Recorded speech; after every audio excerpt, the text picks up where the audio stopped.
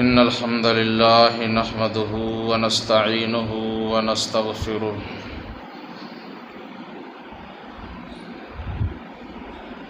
ونعوذ بالله من شرور أنفسنا ومن سيئات أعمالنا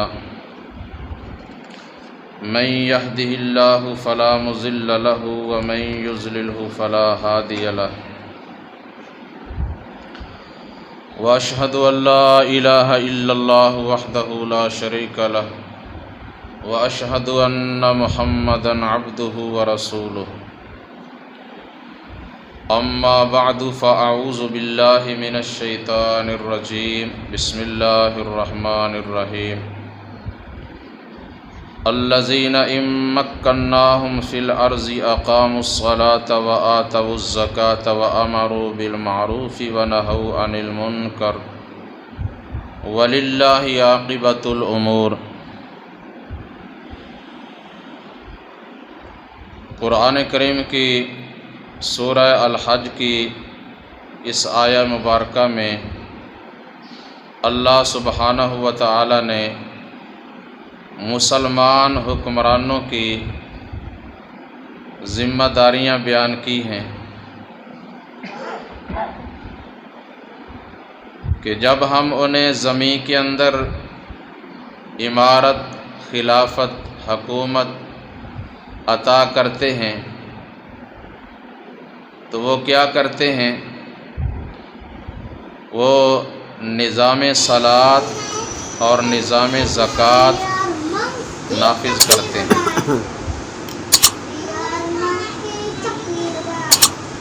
نیکی کا حکم دیتے ہیں اور برائیوں سے منع کرتے ہیں۔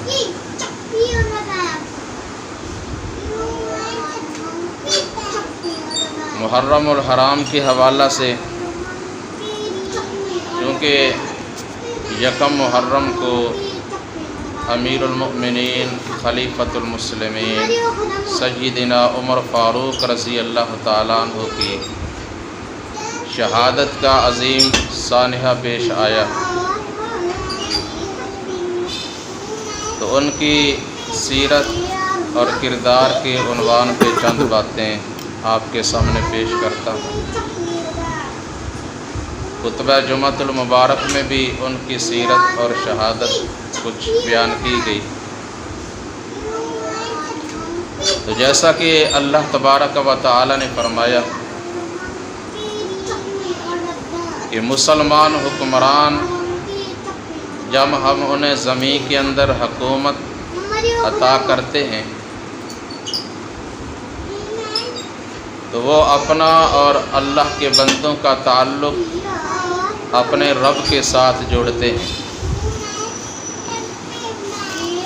اور رب کے ساتھ تعلق بندے کا اسی صورت میں ہی ہو سکتا ہے کہ بندہ اپنے رب کی عبادت کرے، اس کے سامنے قیام کرے، اس کے لیے رکوع کرے، سجدے کرے۔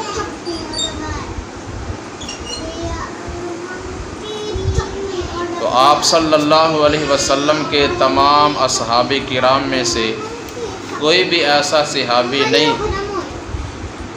کہ جو نماز با جماعت سے پیچھے رہتا ہو، با جماعت نماز ادا کرنے کے پابند اور لوگوں کو بھی اسی طرف بلانے والے، دعوت دینے والے، اور خود بھی اس کے عامل۔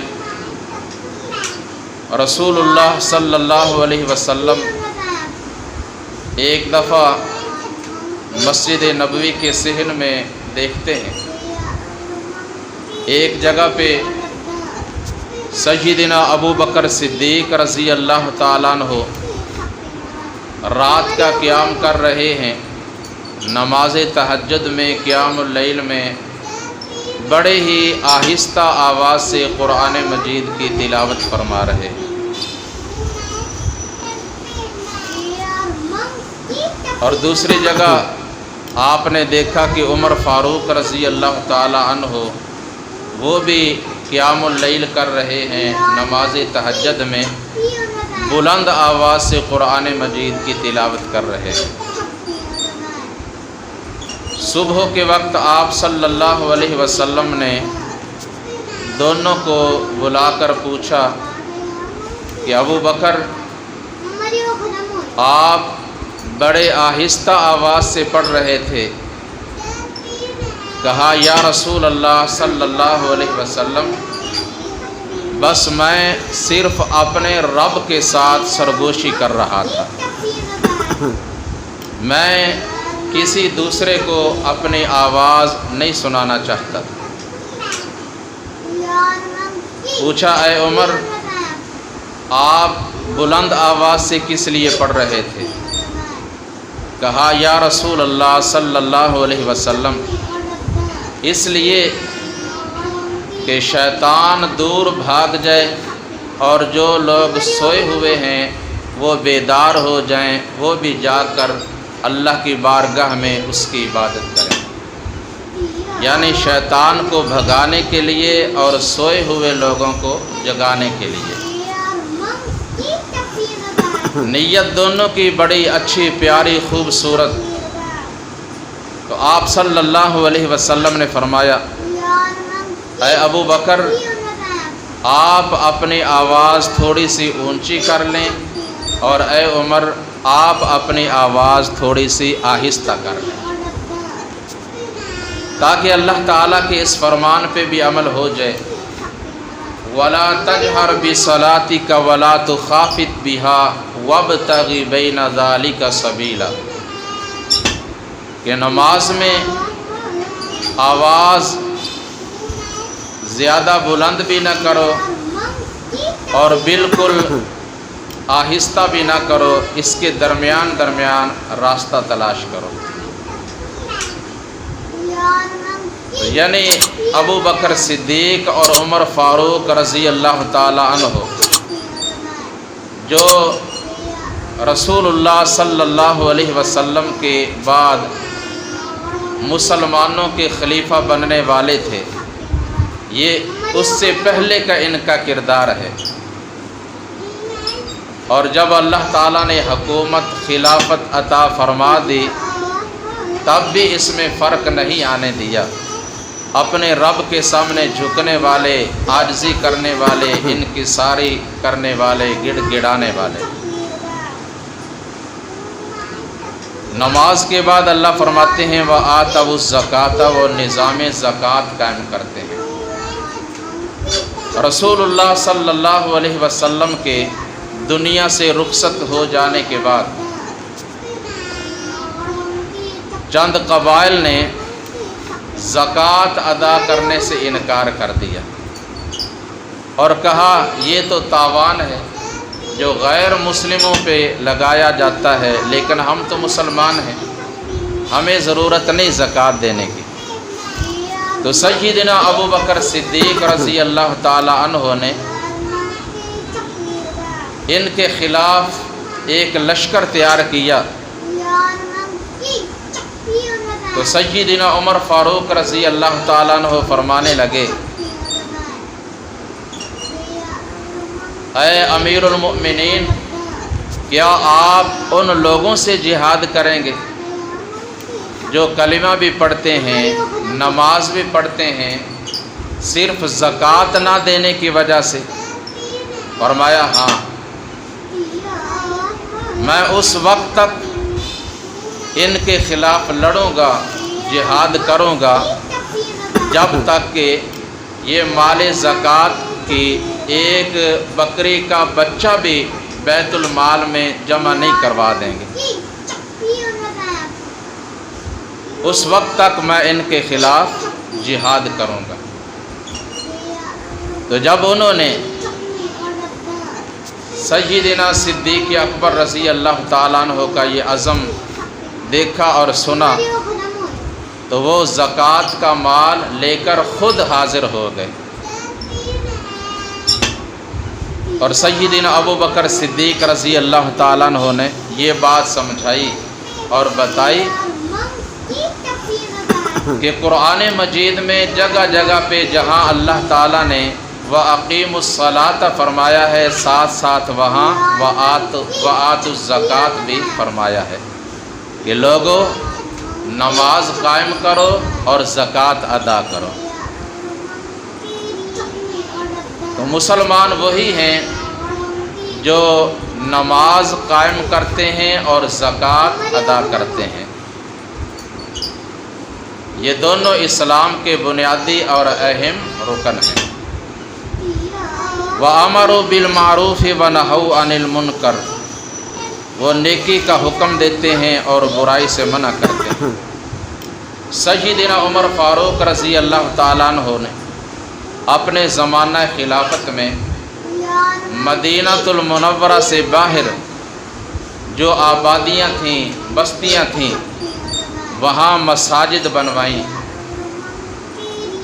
اور لوگوں کی تعلیم و تربیت کا انتظام کیا۔ وہاں امام مقرر کیے اور ان ائمہ کی باقاعدہ تنخواہیں مقرر کی، اور اس کے علاوہ مسافروں کی سہولت کے لیے، آسانی کے لیے جو منزلیں تھیں وہاں پہ فوجی چھاونیاں قائم کیں، مسافر خانے بنوائے، وہاں آنے جانے والے مسافروں کے کھانے پینے کا انتظام کیا۔ یہ کس لیے؟ ان کے تحفظ کے لیے، ان کی سہولت اور آسانی کے لیے وہاں فوجی مقرر کیے۔ اور بعض لوگ سیدنا عمر فاروق رضی اللہ تعالیٰ عنہ کے اس اقدام پہ بھی اعتراض کرتے ہیں اور کہتے ہیں عمر نے پولیس کا ایک محکمہ مقرر کیا تھا، اس کی بنیاد رکھی تھی، اور یہ بڑا بدنام محکمہ ہے اور بڑا اچھا نہیں ہے۔ تنقید کی جاتی ہے اس پر، حالانکہ دیکھیں تو یہ لوگ خود ہی سب سے زیادہ اس محکمے میں آپ بھرتی ہوتے ہیں۔ تو سیدنا عمر فاروق رضی اللہ تعالیٰ عنہ نے جنہیں مقرر کیا تھا وہ کون تھے؟ ان کو مجاہدین کہہ لیں، فوجی کہہ لیں، پولیس کہہ لیں، جو بھی نام دے لیں، لیکن ان میں سے کوئی بھی ظالم، طرفداری کرنے والا اور رشوت خور نہیں تھا۔ ہمارا یہ محکمہ بدنام انہی باتوں کی وجہ سے ہے نا۔ یہ ہمارے مسلمان بھائی ہیں، اگر یہ عدل کریں، انصاف کریں اور جو ظالم ہیں، مجرم ہیں، ان کو ان کے جرائم کے مطابق سزا دیں، اور جو بے گناہ ہیں ان کو پریشان نہ کریں، تو یہ بھی بہترین اولیاء اللہ کی جماعت ہے۔ یہ خرابیاں اپنے اندر سے دور کر لیں تو یہ بہترین محکمہ ہے۔ تو خیر، سیدنا عمر فاروق رضی اللہ تعالیٰ عنہ نے مسلمانوں کی اور مسافروں کی سہولت کے لیے بہت کچھ کیا تھا۔ اور میں سیدنا عمر فاروق رضی اللہ تعالیٰ عنہ کی سیرت کا مطالعہ کر رہا تھا، پڑھ کر حیران اور دنگ رہ گیا کہ تھوڑے ہی عرصہ میں انہوں نے ان بڑے بڑے ممالک کو فتح کر لیا جن کی اللہ کے رسول صلی اللہ علیہ وسلم نے پیش گوئی فرمائی تھی۔ ایران، عراق، روم اور شام، یہ کن کے دور میں فتح ہوئے تھے؟ اور یہ جنگ قادسیہ، نہاوند، جنگ یرموک سیدنا عمر فاروق رضی اللہ تعالیٰ عنہ کے دور میں ہوئیں، اور ان تمام جنگوں میں دشمن کی فوج لاکھوں کی تعداد میں ہوا کرتی تھی، اور مقابلہ کے لیے مسلمان کہیں 20,000، کہیں 25، کہیں 30,000، ان ہزاروں کا لاکھوں کے ساتھ کیا مقابلہ تھا؟ ایمان تھا، اللہ پہ توکل تھا، جذبہ جہاد تھا، تو اللہ تعالیٰ نے ان کی مدد فرمائی۔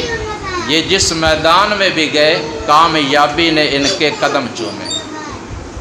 تو جب مسلمانوں کے اندر خالص ایمان ہو، خلوص ہو، تقوی ہو، اللہ کا ڈر اور خوف ہو، تو دشمن خود بخود مرعوب ہو جاتا ہے، اور وہ دیکھ کر کہتے تھے یہ کیسے لوگ ہیں جو دن کے وقت گھوڑوں پہ سوار ہوتے ہیں اور رات کے وقت مسلح پہ سوار ہوتے ہیں اور اپنے رب کو پکارتے ہیں، رب سے مدد طلب کرتے ہیں۔ اور اللہ تعالیٰ نے پھر ایسے لوگوں سے وعدہ کیا ہے، یا ایھا الذین آمنوا استعینوا بالصبر والصلاۃ ان اللہ مع الصابرین۔ ایمان والو، صبر اور نماز کے ذریعے اللہ تعالیٰ سے مدد طلب کرو، بے شک صبر کرنے والوں کے ساتھ خود اللہ ہے، اور جن کے ساتھ خود اللہ ہو، اللہ کی تائید ہو، اس کی نصرت ہو، اس کی مدد ہو، تو دنیا کی کوئی بھی طاقت ان کو ہرا نہیں سکتے۔ تو اس طرح انہوں نے اللہ کی دھرتی کو ان جرائم سے، لغویات سے، خرافات سے، شرک سے، بدعات سے، جہالت سے، گمراہی سے پاک کیا، اور اللہ کے بندوں کا تعلق رب کے ساتھ جوڑا۔ اور پھر سیدنا عمر فاروق رضی اللہ تعالیٰ عنہ رات کے وقت آرام کی نیند نہیں سویا کرتے تھے، اپنی رعایا کی خبر گیری کرتے،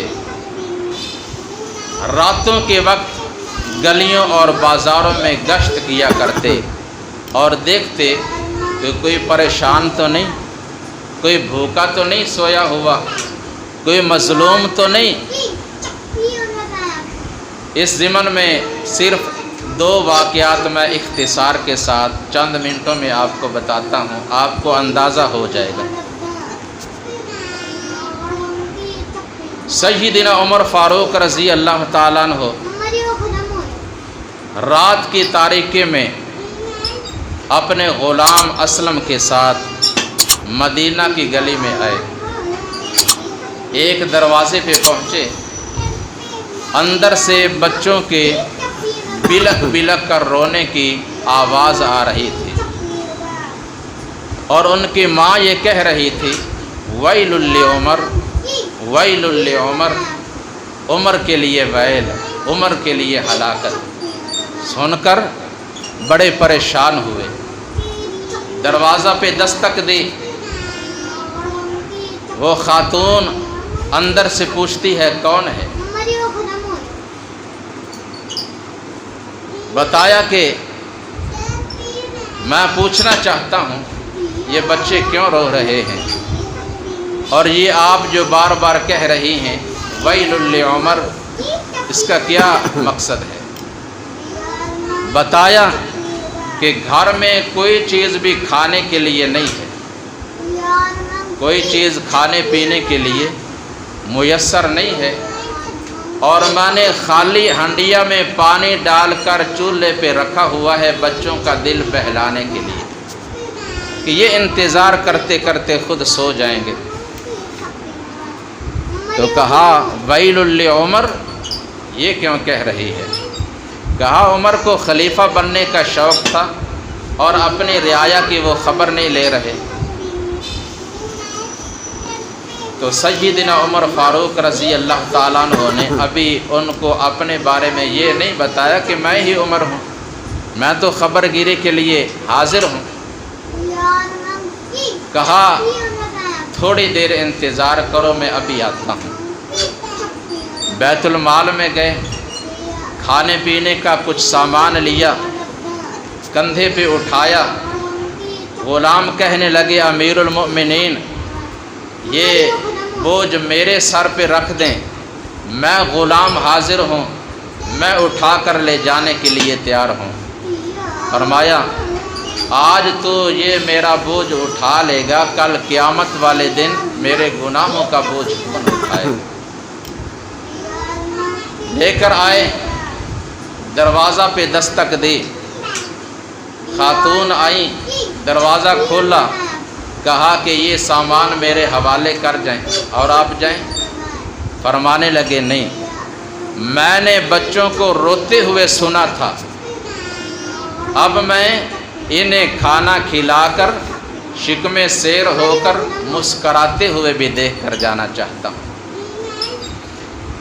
چولہے میں خود آگ جلائی، کھانا تیار کیا، بچوں کو کھلایا اور بچا ہوا ان کی ماں کے حوالے کیا اور واپس تشریف لائے تو پیچھے سے وہ خاتون کہہ رہی تھی، اے اللہ عمر کی جگہ اس آدمی کو خلیفہ بنا دے ہمارا۔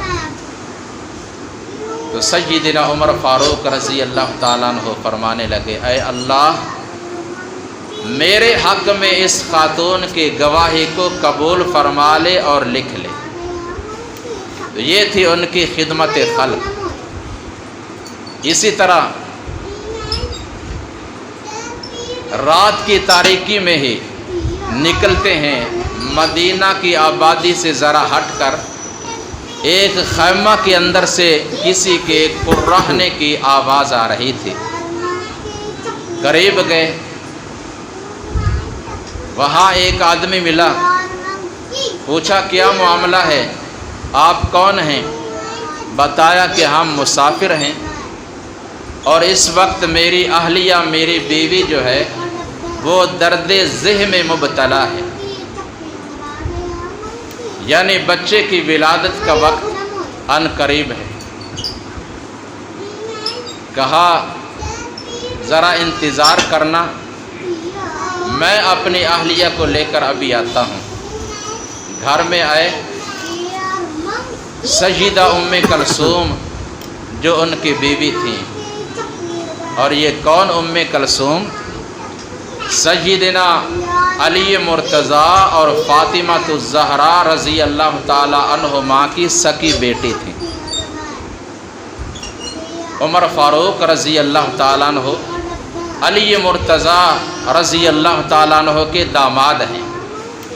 کہا ام کلثوم اٹھو، اللہ تعالیٰ نے ایک نیکی کرنے کا موقع عطا کیا ہے، نیکی کر لو۔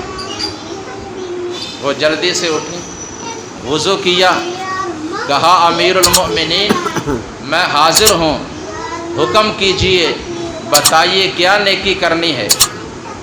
کہا آؤ میرے ساتھ، وہاں خیمہ ہے، اس میں مسافر ہیں اور آپ نے وہاں گائنی ڈاکٹر کا، دائیہ کا کردار ادا کرنا ہوگا۔ اپنی اہلیہ کو اس خیمے میں بھیجا اور وہ جو آدمی تھا اسے کہا آؤ ذرا لکڑیاں جمع کریں اور ہم آپ کے لیے کھانا تیار کرتے ہیں۔ کھانے کا سامان بھی پکانے کے لیے لے کر گئے۔ وہ اندر ہیں اور یہ باہر کھانا تیار کر رہے ہیں۔ تھوڑی ہی دیر میں خیمہ کے اندر سے آواز آئی، ابشروا بالمولود، تمہیں مبارک ہو، اللہ تعالیٰ نے بیٹا عطا کیا۔ تو کھانا پکا کر ان کے حوالے کیا، ان کو چھوڑ کر واپس گھر تشریف لائے۔ وہ کہہ رہے تھے کہ وہ خلیفہ کتنا اچھا ہوگا جس کی رعایا کے لوگ اتنے نرم اور رحم دل ہیں۔ اس کو ابھی یہ نہیں پتہ کہ یہ جو ہمارے پاس آیا تھا، جس نے ہماری اتنی خدمت کی، خبر گیری کی، یہی تو خلیفہ ہے۔ تو یہ سیدنا عمر فاروق رضی اللہ تعالیٰ عنہ کی نرم دلی اور رحم دلی اور خدمت خلق کے کچھ نمونے ہیں جو آپ کے سامنے بیان کیے گئے۔ عام لوگ یہی سمجھتے ہیں کہ عمر فاروق رضی اللہ تعالیٰ عنہ ان کے اندر بڑی شدت اور بڑی سختی تھی۔ ہاں، حدود اللہ کے معاملہ میں جہاں اللہ تعالیٰ کے احکامات کی خلاف ورزی ہوتی، اللہ تعالیٰ کی حدود کو پامال کیا جاتا، تو اس موقع پہ واقعتاً وہ بڑے سخت تھے۔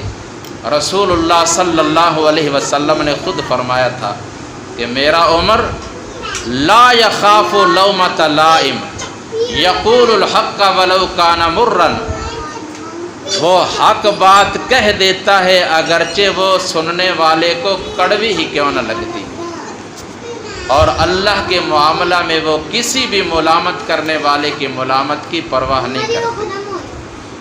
لیکن اس کے علاوہ وہ بڑے ہی نرم دل، اللہ کے سامنے بڑی عاجزی کرنے والے، رب کے سامنے بڑے جھکنے والے، اور بڑی سادگی اور عاجزی کے ساتھ زندگی بسر کرنے والے۔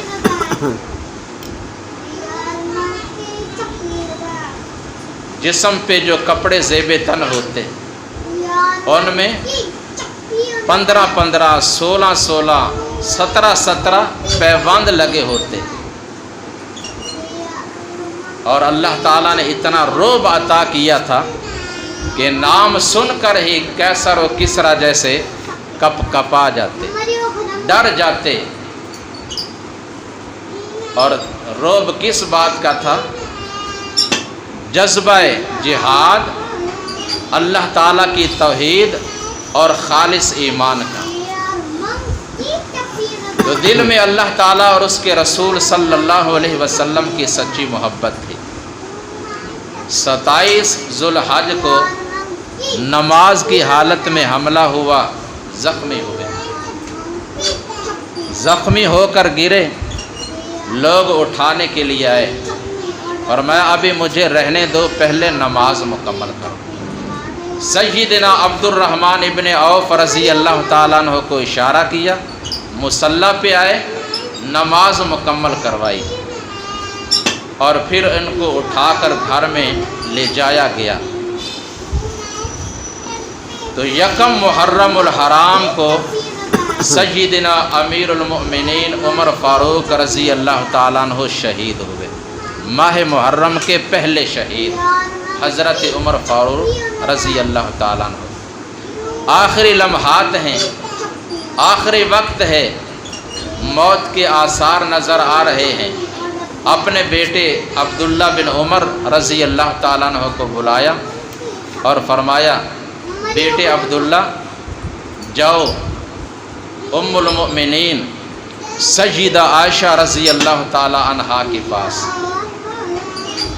ان کو میرا سلام کہنا اور میری طرف سے عرض کرنا کہ آپ کے حجرہ کے اندر رسول اللہ صلی اللہ علیہ وسلم ابو بکر صدیق رضی اللہ تعالیٰ عنہ کے ساتھ ایک قبر کی جگہ باقی ہے، عمر چاہتا ہے کہ مجھے وہاں قبر بنانے کی اور دفن ہونے کی اجازت دے دیں۔ اجازت لو، اجازت مانگو، لیکن فرمایا کہ بیٹے عبداللہ یہ بات کرتے وقت یہ نہ کہنا کہ امیر المؤمنین کا حکم ہے، کہیں یہ سن کر وہ اس حکم کو اپنے اوپر ماننا فرض نہ سمجھ لیں کہ امیر المؤمنین حکم دے رہے ہیں، میری طرف سے گزارش کرنی ہے۔ اور ویسے بھی اگر میں امیر المؤمنین ہوں تو وہ ام المؤمنین ہیں، اور امیر المؤمنین کی ام المؤمنین کے سامنے کیا حیثیت؟ گئے، سلام پیش کیا، اجازت طلب کی۔ سیدہ عائشہ رضی اللہ تعالی عنہا فرماتی ہیں کہ وہ جگہ تو میں نے اپنی قبر بنانے کے لیے رکھی ہوئی تھی، لیکن عمر رضی اللہ تعالیٰ عنہ کی خواہش ہے جس کو میں رد نہیں کر سکتی، جو میری طرف سے اجازت ہے وہاں قبر بنا لو۔ تو نبی علیہ الصلاۃ والسلام اور صدیق اکبر رضی اللہ تعالیٰ عنہ کے پہلو میں ان کی قبر بنائی گئی اور وہاں دفن کیا گیا۔ پہلوئے مصطفیٰ میں بنی آپ کی میزار، پہنچی وہیں پہ خاک جہاں کا خمیر تھا۔ اللہ سبحانہ و تعالی ہم سب کو انبیاء علیہم الصلاۃ والسلام اور صحابہ کرام رضوان اللہ تعالی عنہم کے ساتھ سچی محبت کرنے کی اور ان کے نقش قدم پہ چلنے کی توفیق عطا فرمائے۔ وما علیہ الا البلاغ۔ الحمد لله الذي هدانا لهذا وما كنا لنهتدي لولا أن هدانا الله. اللهم صل على محمد وعلى آل محمد كما صليت على إبراهيم وعلى آل إبراهيم إنك حميد مجيد. اللهم ربنا آتنا في الدنيا حسنة وفي الآخرة حسنة وقنا عذاب النار. ربنا ظلمنا أنفسنا وإن لم تغفر لنا وترحمنا لنكونن من الخاسرين. ربنا هب لنا من أزواجنا وذرياتنا قرة أعين واجعلنا للمتقين إماما. أذهب البأس رب الناس واشف أنت الشافي لا شفاء إلا شفاؤك شفاء لا يغادر سقما. اللهم اشف مرضانا ومرضى المسلمين. اللهم اقض حاجاتنا وحاجات المسلمين. ربنا تقبل منا إنك أنت السميع العليم وتب علينا إنك أنت التواب الرحيم. وصلى الله تعالى على خير خلقه محمد وآله وصحابه أجمعين.